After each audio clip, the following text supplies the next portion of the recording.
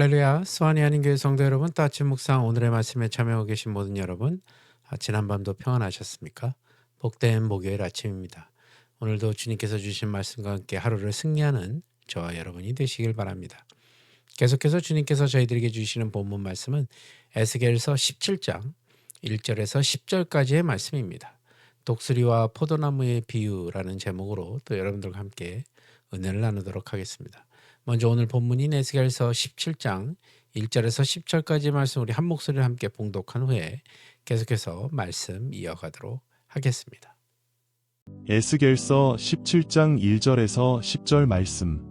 여호와의 말씀이 내게 임하여 이르시되 인자야 너는 이스라엘 족속에게 수수께끼와 비유를 말하라.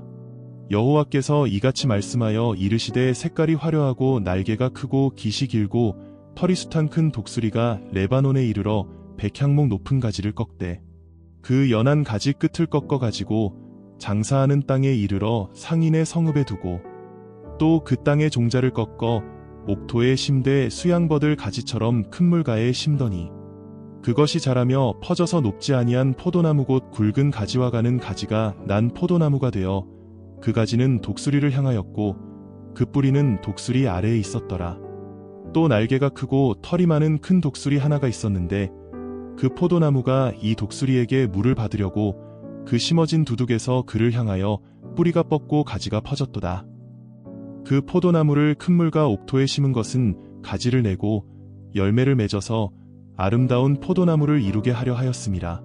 너는 이르기를 주 여호와의 말씀에 그 나무가 능히 번성하겠느냐? 이 독수리가 어찌 그 뿌리를 빼고 열매를 따며 그 나무가 시들게 하지 아니하겠으며 그 연한 잎사귀가 마르게 하지 아니하겠느냐?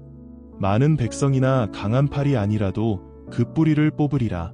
볼지어다 그것이 심어졌으나 번성하겠느냐? 동풍에 부딪힐 때에 아주 마르지 아니하겠느냐? 그 자라던 두둑에서 마르리라 하셨다 하라. 아멘. 오늘 본문인 에스겔서 17장은 수수께끼와 비유를 통해서 예루살렘과 그 유다의 운명을 예고하는 말씀입니다.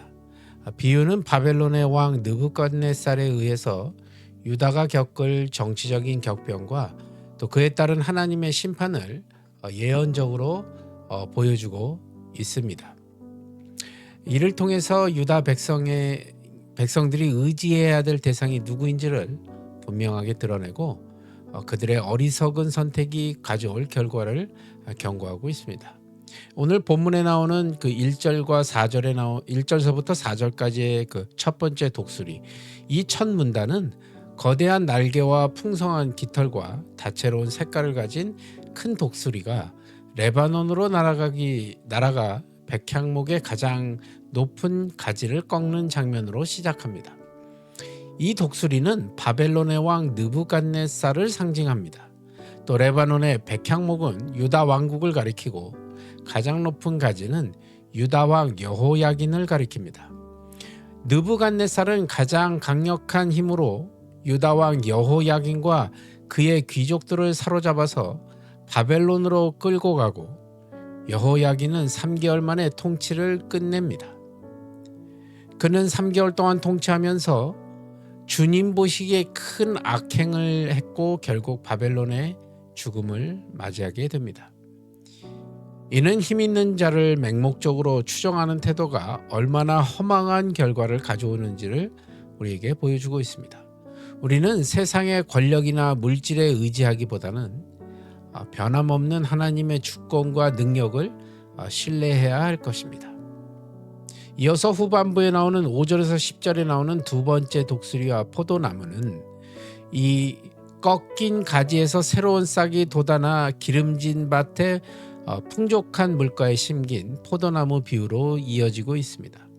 이 포도나무는 느부갓네살이 여호야긴을 세운 대신에 시드기야 왕과 남은 백성을 상징하고 있습니다. 이는 요시야 왕의 막내 아들이었는데 느부갓네살은 그 유다에 꺾어 심어 11년 동안 자라며 퍼져서 나무가 되게 했다, 이렇게 말하고 있습니다. 그러나 이 포도나무는 다른 독수리, 즉 애굽을 향해 뿌리를 뻗고 가지를 피는 모습을 보이고 있는 장면을 7절에서 볼 수 있습니다. 이는 시드기야 왕이 바벨론을 배신하고 애굽의 도움을 구하려는 한 어리석은 행위를 말하고 있는 것입니다. 하나님은 시드기야의 그 어리석은 결정으로 유다 왕국이 종말을 맞이할 것을 말씀하고 계십니다. 사실 시드기야는 느부갓네살만 배반한 것이 아닙니다. 여호와의 이름으로 맹세했기 때문에 하나님과의 언약을 어긴 셈이 되는 겁니다. 시드기야는 예레미야의 경고를 무시하고 애굽의 도움을 청했습니다. 그는 결국 말년에 비참한 최후를 맞이하게 됩니다. 에스겔은 이렇게 수수께끼와 비유를 동원해서 과거의 일, 즉 불순종으로 인해 여호야긴이 끌려간 일과 현재의 일, 즉 시드기야의 배신으로 불순종이 반복되는 것, 그리고 미래의 일이 되겠죠.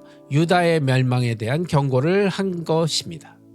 이를 통해 과거에 일어난 심판이 우연이 아니라 하나님의 섭리의 아래에 이루어졌으며 현재의 배신 행위도 동일한 결과를 가져올 것이라고 경고함으로써 세상 역사를 주관하시는 하나님의 주권과 죄에 대한 심판하시는 그 공의를 강하게 드러내고 있습니다.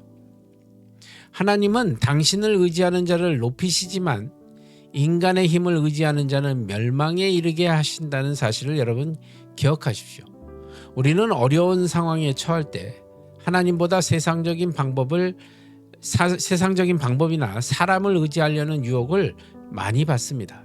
그럴 때마다 오직 하나님만이 우리의 진정한 도우심을 기억하며 그분을 전적으로 의지하는 태도를 잃지 말아야 할 것입니다. 본문의 비유는 인간의 어리석은 선택과 그에 따른 하나님의 심판을 생생하게 보여줍니다. 이 말씀을 통해 우리는 세상의 헛된 권세나 인간의 계략을 의지하는 것이 얼마나 위험한지를 깨달아야 할 것입니다. 우리가 마주하는 문제들 앞에서 인간적인 방법을 의지한다면 결국 우리는 절망과 좌절을 겪을 뿐입니다.